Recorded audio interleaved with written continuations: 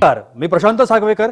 जय महाराष्ट्राच्या नवदुर्गा या नवरात्री विशेष कार्यक्रमात तुम्हा सगळ्यांचं आज पुन्हा एकदा मनापासून स्वागत. कलाक्षेत्रातल्या नवदुर्गांसोबतचा हा कार्यक्रम तुम्हा सगळ्यांना आवडतोय, तशा प्रतिक्रिया देखील आम्हाला मिळत आहेत. खरं तर या कार्यक्रमाच्या माध्यमातून या नवदुर्गांचा जीवन प्रवास उलगडण्याचा आपण प्रयत्न करतोय.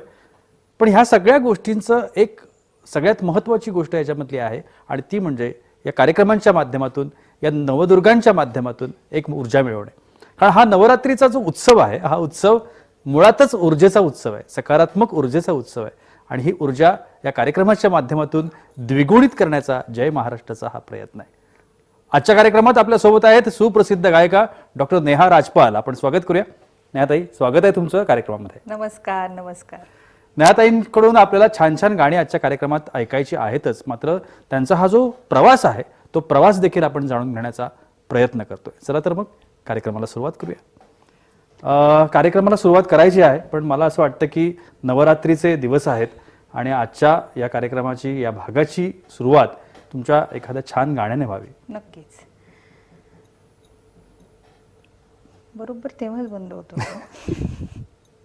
समोर असलेलं बरं ना. 2 मिनिटं. हा, फेस आयडी मुळे ते असं नाही बघताय ना मला. चल सुरू. येस.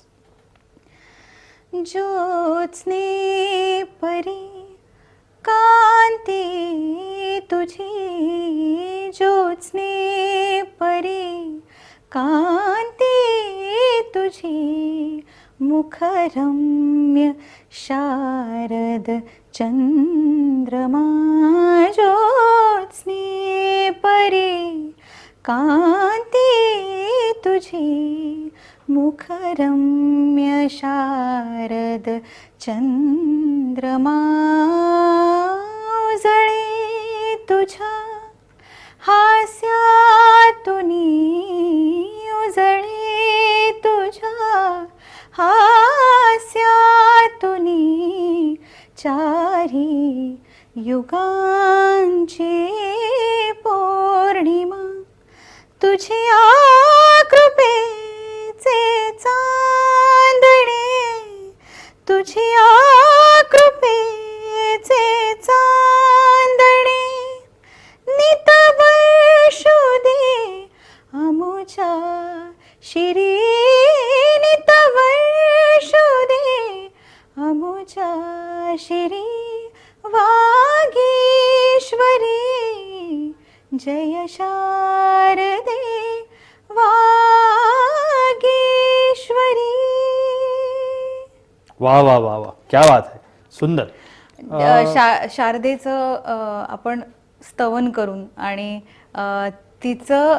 तिचे ब्लेसिंग्स घेऊन, आशीर्वाद घेऊन आपण सुरुवात करतोय. नक्कीच. आणि कुठलंही आपल्याला जर सक्सेड व्हायचं आहे तर तिची कृपा आपल्यावर असणं फार गरजेचं आहे. मग आपोआप लक्ष्मी पण येतात.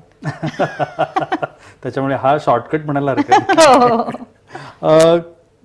आजच्या भागाची जी सुरुवात आहे, खरं तर आपण खूप वेळा या संदर्भात गप्पा मारल्यात, पण प्रवास जो असतो एक कलाकार म्हणून किंवा कोणत्याही क्षेत्रामध्ये जेव्हा आपण पाऊल टाकतो तर त्याचा स्पार्क कुठेतरी असायला लागतो. मग तो लहानपणामध्ये कुठेतरी असतो, शालेय जीवनामध्ये कुठेतरी गवसतो किंवा महाविद्यालयीन जीवनामध्ये कुठेतरी गवसतो. तुझ्या बाबतीत नक्की काय झालं? माझ्या बाबतीत असं आहे की 4 वर्षाचे असताना पासनं मी गाते. म्हणजे माझे बाबा त्यांनी मला स्पॉट केलं की ही गाऊ शकते आणि ते गिटार वाजवत असे तर मी गिटारवर गायला सुरुवात केली. म्हणजे युजली आपण तानपुऱ्यावर सुरुवात करतो, पण मी गिटारवर सुरुवात केली आहे गायला. तर हे काहीतरी नवीन होतं आणि त्यामुळे मला त्याचाही खूप खूप फायदा झाला की आजच्या पिढीचं गाणंही मला गायला सोपं जातं, कारण हार्मनीज कळतात वगैरे वगैरे.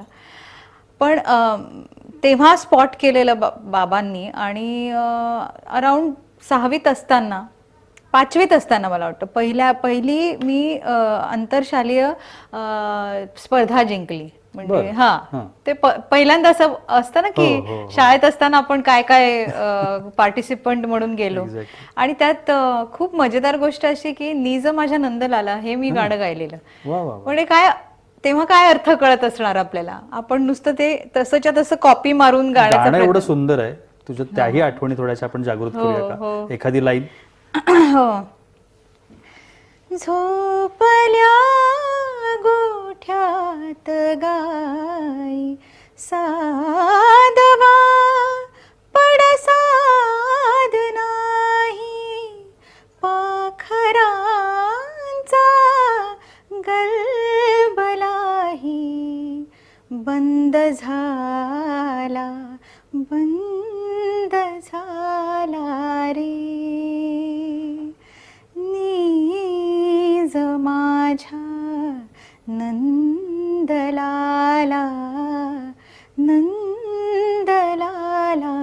रे. वा वा वा. आता फरक काय वाटतो तेव्हा जेव्हा खूपच फरक आहे. म्हणजे तेव्हा आपण असं असतो ना की आपण तसंच्या तसं कॉपी मारतो आणि लहान मुलाचा आवाज पण वेगळा असतो तेव्हा. आणि इमोशन काय असतं हे माहिती नसतं आपल्याला, समज नसते. पण आपण मी असं गायचे. म्हणजे माझं स्वतःबद्दल बोलते मी की मला असं वाटायचं मी लता मंगेशकर आहे आणि मी तसंच गाणार. हे माझ्या डोक्यात होतं की आपण कॉपी करायची तर निदान जसं त्यांनी गायलंय we will try to do it. असं आपण पोहोचू नाही शकत ती वेगळी गोष्ट आहे. पण दॅट वॉज अ स्टार्ट. त्याच्यानंतर मग अनेक स्पर्धा जिंकल्या मी. मग सारेगमप जिंकले मी. मेडिसिन करतानाच सारेगमप जिंकले. आणि अशी माझे दोन करिअर्स सोबत. एक्झॅक्टली. आता मी त्या प्रश्नाकडे खरं तर येणार होतो, कारण तू डॉक्टर आहेस आणि डॉक्टर क्षेत्र आणि कलाकार क्षेत्र ही दोन वेगळे ट्रॅक आहेत टोटली, ज्याचा कुठेही काही संबंध नाही. तर हे दोन ट्रॅक वरती सिमिलरली चालावं हे स्वतः ठरवलं होतं का फॅमिलीकडून तसं अपेक्षा होती? नाही, मला तर डॉक्टरच व्हायचं होतं. मी बाय ऍक्सिडेंट सिंगर आहे असे. मला गायिका हे कधीच माझं क्षेत्र असणार मला असं कधी वाटलं नव्हतं. कारण ते फार अनसर्टन आहे.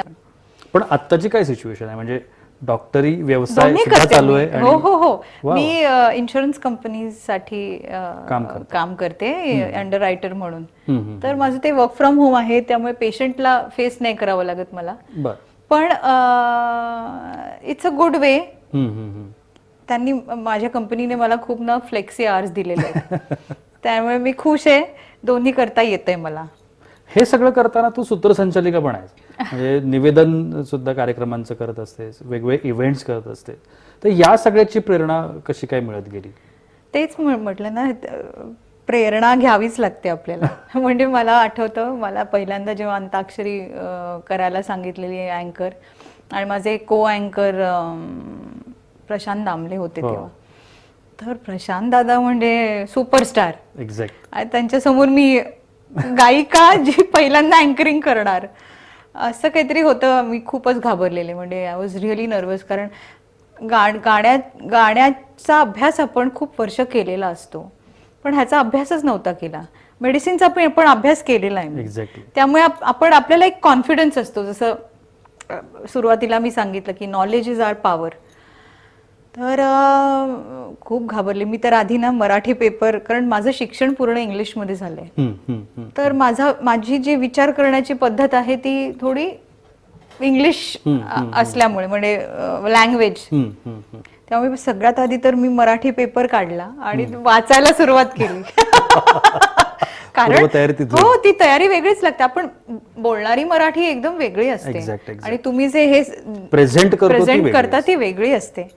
आणि मी ना गुरु मानेन प्रशांत दादांना, की त्यांनी मला एक गुरुमंत्र दिलेला. हे एवढं पान दिसतंय ना, एवढं पान बोलायची गरज नसते. तुला जे बरोबर वाटतं ना, तुझ्या पद्धतीत तू बोलू शकतेस. हा त्यांनी मला जो गुरुमंत्र दिला, तो मी अजूनही लक्षात ठेवलेला आणि तो मी माझ्या आचरणात आणते. आत्मसात करून ते प्रेझेंट करणं. म्हणजे मग त्याला लॉजिकही मिळतं आणि तुम्हाला ते बरोबर इमोशन्स आणि काय तुम्हाला सांगायचंय हे व्यवस्थित तुम्ही सांगू शकता. एक्झॅक्टली. ते जे वेगळ्या वेगळ्या टाइप्स मध्ये तुला गायला मिळालं, ते थोडीशी झलक थोडीशी ऐकायची आहे आपल्याला. पण खरं तर ना, मी जसं सुरुवातीला म्हटलं या भागाच्या, की हा एक ऊर्जेचा भाग आहे, किंवा या सगळ्याच्या प्रतिथ यश अशा नवदुर्गा आहेत कलाक्षेत्रामधल्या, त्यांच्याकडे घडून आपण एक ऊर्जा मिळवण्याचा प्रयत्न करतोय आणि तो या कार्यक्रमाचा मुख्य उद्देश आहे. आपण म्हटलं की वेगवेगळे फ्लेवर्स फिल्म्समधले जे तुला गायला मिळाले, तर त्याच्याची झलक आपल्याला ऐकायला मिळाली. फिल्म्स आणि अनेक कारण आपलं मराठी म्युझिक हे खूप इंडिपेंडंट म्युझिकचं पण आहे Exactly. क्षेत्र. हो. तर त्यापैकी ना जे मला पहिल्यांदा पुरस्कार मिळाला प्लेबॅकचा ते गाणं एकदम वेगळं होतं. म्हणजे फुलणारा मोसम तू, हसणारा ब्लॉसम तू, झुरणाऱ्या हृदयाची सिमसिम तू, हो हो वासाची भासाची साऱ्या भासांची, माझ्या या श्वासाची रिमझिम तू, असं बबली पेपी असं गाणं होतं. आणि त्याच विपरीत मला निलेश मोहरीरने गाऊन घेतलं एक शारदेचा श्लोक. तो म्हणजे या कुंदेंदु तुषार हार धवला, या शुभ्र वस्त्रान्वृता, या वीणावर दंड मंडित करा, या श्वेत पद्मासना, असं म्हणजे एकदम वेगळा झोन.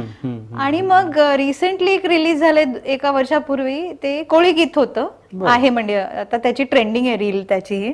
ते म्हणजे मांगफुर डोंगर, मांगफुर डोंगर, डोंगर माथ्यावर हैकवीर माऊलीचं मंदिर, असं काहीतरी काय काय वेगवेगळं. हे आपण परत घेऊया का गाणं? चालेल. मग एक वेगळा झोन म्हणजे कोळी गीत. ते रिसेंटली ट्रेंड होतंय सध्या. मांगफुर डोंगर, मांगफुर डोंगर, डोंगर माथ्यावर हैकवीर माऊलीचं मंदिर, असं काहीतरी वेगळंच आहे ते. आणि मग आता सध्या आणखीन ट्रेंडिंग जी आहे ती आहे काकणची रील. खूप ट्रेंड होते. म्हणजे इतकं सरप्राइझिंग आहे ना प्रशांत, तुला सांगू. आपण एक कलाकार म्हणून जेव्हा आता मला सुरुवात करून 16व्या वर्षी मी सुरुवात केली. आता I am 46 years old, almost 30 वर्ष जवळजवळ होत आली.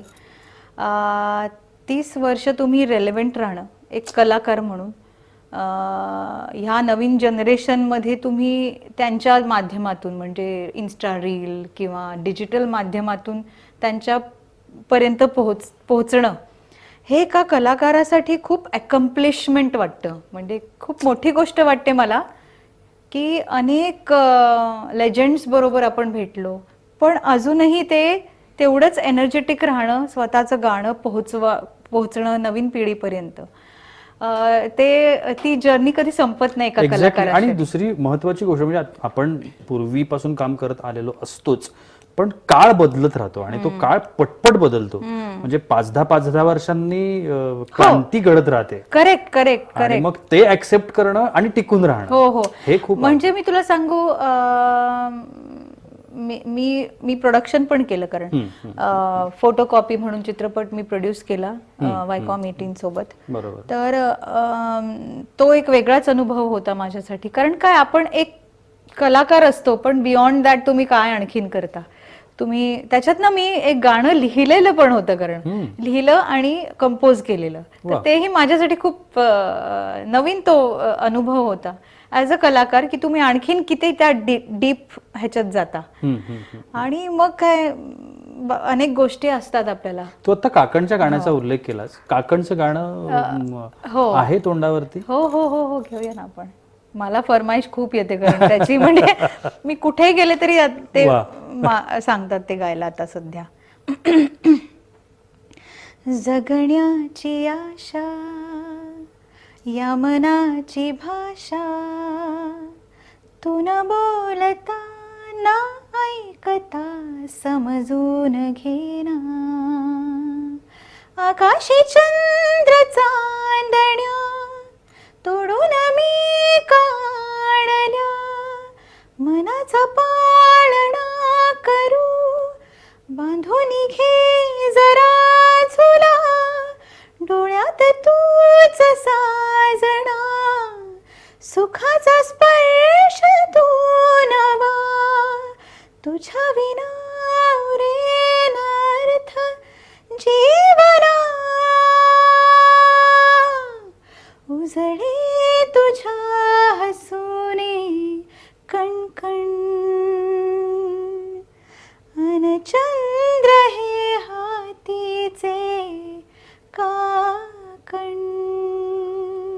वा वा वा वा, क्या बात आहे. खरं तर ना आता आपण या नवरात्रामध्ये आहोत आणि उत्सव सगळीकडे सुरू आहे. तर नवरात्री किंवा सण समारंभ आपल्याकडचे अनेकांना नेहमी प्रेरणा देणारे असतात. अनेकांची सुरुवात पण सण समारंभातून झालेली असते. हो हो. नवरात्रीचा उत्सव प्रत्येकाची साजरा करण्याची पद्धत वेगळी असते. प्रत्येक जण आपापल्या पद्धतीने करत असतो. हो. तुझी काय पद्धत आहे किंवा तू नवरात्रात काय करत असतेस? मी सांगू तुला, मी ना असं स्पेसिफिक ह्या दिवसांमध्ये हे करायचं असं नाही करत. मी ते रोज करते. वा. तर मी देवासमोर प्रार्थना रोज करते आणि रोज माझी प्रार्थना असते की मला आरोग्य मिळो आणि मला सद्बुद्धी मिळो. आणि नवरात्रीत एक स्पेसिफिक एक असते की आम्ही माझे बाबा पंजाबी आहेत आणि माझी सासू ही पंजाबी आहे. त्यामुळे मी त्यांची पद्धत जरा फॉलो करते. मी नाही करत, मी त्याच्यात सहभागी होते. की 9 दिवस ज्योत लावून ठेवतात त्या घरी, की ती विझवायची नाही आपण. ती ज्योत लावून ठेवायची आणि दुर्गा सप्तश्रुती दुर्गा स्तवन करतात. ते पुस्तक असतं मोठं, त्या बोलतात आणि सत्संग ठेवतात. एक पहिल्या दिवशी किंवा कुठल्या तरी एका दिवशी सत्संग घरी त्यांच्या असतं. तिथे मी सहभागी होते. काही गाणी मी गाते. आणि मग 8व्या दिवशी कंजक म्हणतो आम्ही, म्हणजे लहान कन्या सगळ्या अशा 8 ते 9 कन्या, त्यांना छोले पुरी आणि हलवा असं आणि काहीतरी गिफ्ट, लहानसं टॉय वगैरे गिफ्ट, हे दरवर्षी माझ्या सासूबाई करतात. आणि तिचा आशीर्वाद घेणं. तर जेव्हा माझी मुलगी लहान होती ना, मी तिचा आशीर्वाद घ्यायचे रोज जवळजवळ. तिचे पाय मस्त छान मी ना चेपायचे. तिला पण गायनामधली पियानो वगैरे काहीतरी वाजवते. हो, ती पियानो वाजवते, ती कथक करते आणि मेन म्हणजे तिला पण ते हॉबी म्हणूनच ठेवायचं. तिला रक्तात मध्ये उतरले. हो, पण ती एक आता मोठ्या कंपनीमध्ये अॅनालिस्ट म्हणून जॉईन झाली आहे, पास आउट होऊन.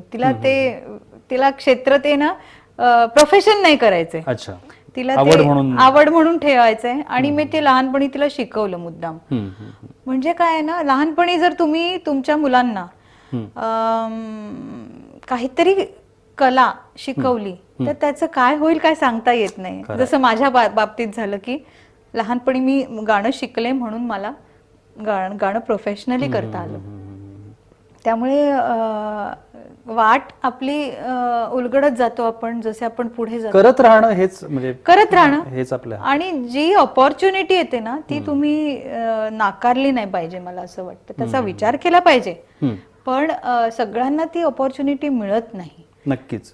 आता आपण जसं तू म्हटलंस की लता मंगेशकर ह्या आता खरं तर जेवढे गायन क्षेत्रामध्ये आहेत त्यांच्यासाठी त्या देवीच आहेत. त्या सरस्वती मातात आमच्यासाठी. तर या सगळ्यामध्ये त्यांनी जे फ्लेवर्स यूज केले संपूर्ण त्यांच्या कारकिर्दीमध्ये, आशाताईंनी खूप फ्लेवर्स यूज केले, तर त्याच्यामध्ये कधी जाण्याचा प्रयत्न केला का? किंवा हे आवडतं, हे मला गायला खूप छान वाटतं, असं कधी? नाही, जसं मी तुला आधी सांगितलं की मी खूप माझा प्रभाव, माझ्या गाण्यावर प्रभाव आहे आशा ताई आणि लता दीदींचा. मला वाटतं प्रत्येक गायिकावर असणार प्रभाव इम्प्रेशन आहे, खूप डीप इम्प्रेशन असतं. कारण त्यांचं प्रत्येक गाणं हे इतकं एका काय म्हणतो पाठ्यपुस्तकासारखं आहे. नाही, पाठ्यपुस्तकासारखं आहे आमच्यासाठी. एक्झॅक्टली. की तुम्ही एक ओळ त्याची ना व्यवस्थित ऐकली आणि ती आचरणात आणली आणि ती तुम्ही 100 वेळा गायली तर तुमचं स्किल खूपच शार्प होऊ शकतं गायनाचं. एक्झॅक्टली. आणि मी इतकी लकी, तुला सांगू प्रशांत, की दीदींबरोबर मी जवळजवळ गाणं एक रेकॉर्ड केलं, सोबत होतो आम्ही स्टुडिओमध्ये. त्याचा किस्सा पण खूपच गोड आहे असा की मी एक फिल्म आलेली, काय बरं नावच विसरले मी आता, असू दे. त्याच्यात कुणाल गांजावाला आणि माझं गाणं होतं आणि दीदींचं एक गाणं होतं. तर त्या दीदींचं डेमो मी गायलेलं. वा हा म्हणजे त्या ना अप्रूव्ह करायचा स्केल वगैरे अप्रूव्ह करायला त्याचं डेमो मी गायलेलं. बरोबर. आणि त्या स्टुडिओला आल्या आणि मला इंट्रोड्यूस केलं अनिल मोहिलेजींनी, अनिल काकांनी. शुभमंगल सावधान चित्रपटाचं अच्छा नाव. अच्छा अच्छा. उर्मिलाचा पहिला चित्रपट. हो. तर आणि त्याच्यातच आधी ना ईपी होता त्यांचं, तेव्हा छान जुळलेलं. तर जेव्हा त्या स्टुडिओला आल्या तेव्हा त्या आल्या आणि म्हणाल्या, तू गायलेलंस का डेमो? म्हटलं हो. घाबरत घाबरत बोले मी हो. आणि फार सुरेल आवाज आहे तुझा. आणि डोक्यावर हात ठेवला आणि तारीफ केली त्यांनी माझी. मी म्हटलं त्या दिवशी ना सत्कारणी लावलं आपण जीवन आपलं ना, म्हणजे लाईफ टाईम अचीवमेंट अवॉर्ड जे असतं ना ते मिळून गेलं. आणि त्याच्याने आणि मग त्या दोन तास जवळजवळ स्टुडिओमध्ये होत्या. त्या कशा गात होत्या हे लाईव्ह बघणं हा एक पूर्णपणे वेगळाच एक्सपिरियन्स आहे. आणि मी आधी ते गाणं गायल्यामुळे मला ते माहिती होतं की काय वेगळं त्या करतायत. डायरेक्ट कळत गेलं आपल्याला की त्या किती ग्रेट आहेत. ग्रेट. आणि मग ते रेकॉर्डिंग झाल्यानंतर छान गप्पा मारत होत्या आणि मग मस्त त्या खूप मिश्किल होत्या. खूप जोक्स पण करत होत्या. इतकं वातावरण छान होतं ना. कारण मेमोरेबल इव्हेंट होता माझ्यासाठी. कार्यक्रमाच्या अंतिम टप्प्यामध्ये आपण आहोत. आत्ता इथून पुढे भविष्यातले काही प्लॅन्स आम्हाला म्हणजे जस्ट आम्हाला सांगू शकतेस असतील तर, किंवा असं? मी प्लॅन करतच नाही ऍक्च्युली. मी खरंच प्लॅन करत नाही. मला जे येतं माझ्या हातात ते मी ना परफेक्शनने करण्याचा प्रयत्न करते. आपण रोड मॅप बनवला आणि तो समजा पूर्ण नाही झाला की एक डिसअपॉइंटमेंट आपल्याला वाटते. एक आपण छोटं मायक्रो प्लॅनिंग करतो, ठीक आहे, पैशांचं प्लॅनिंग करावं लागतं आपल्याला, ती वेगळी गोष्ट आहे. पण गोल्सची जी प्लॅनिंग आहे ना ती मी आयुष्यात कधीच केली नाही. म्हणजे लग्नही माझं पटकन झालं. म्हणजे इंटर्नशिप मध्ये 3 महिन्यात आमचं लग्न झालंय, एवढं फास्ट. आणि आलिया ही 24व्या वर्षी मला आलिया पण झालेली. तेव्हा माझं असं आहे ना की वो सामने दिखता है वो करेक्ट है, अगर दिल बोलता है ये करेक्ट है तो ये करेक्ट है. मग त्याच्यात जास्त विचार करायचा नाही. त्यामुळे मी प्लॅनर नाहीये. मी डे टू डे प्लॅनर आहे, पण लॉंग टर्म प्लॅनर नाहीये मी. ग्रेट. थँक्यू. खरं तर तू या कार्यक्रमात आलीस आणि हे जे सगळे एक्सपिरियन्स आहेत हे एक्सपिरियन्स आमच्याबरोबर शेअर केलेस त्यासाठी अगदी मनापासून आभार. थँक्यू. खरं तर नवदुर्गाच्या माध्यमातून मी जसं सुरुवातीला हे कार्यक्रमाच्या म्हटलं की एक ऊर्जा या सगळ्यांच्या माध्यमातून मिळवण्याचा हा प्रयत्न आहे. कारण त्या ऊर्जेपर्यंत ही सगळी पोहोचलेली लोक आहेत आणि हे सगळं करत असताना ही ऊर्जा त्यांना नवीन काहीतरी करण्याची प्रेरणा देत असते. आणि ती प्रेरणा निश्चितपणाने जेव्हा शेअर होते, म्हणजे आपल्याला कळते, तेव्हा आपल्याला सुद्धा कुठेतरी आपणही प्रेरित होत असतो की येस आपणही सगळ्या गोष्टी करू शकतो. त्यामुळे नवदुर्गाचा या कार्यक्रमाचा हाच उद्देश आहे. नाही खरंच तुम्ही या कार्यक्रमामध्ये आलात, सहभागी झालात आणि एवढा खूप छान आमच्यासोबत वेळ घालवलात त्यासाठी मनापासून आभार. थँक्यू. या कार्यक्रमात वेळ होते इथेच थांबण्याची.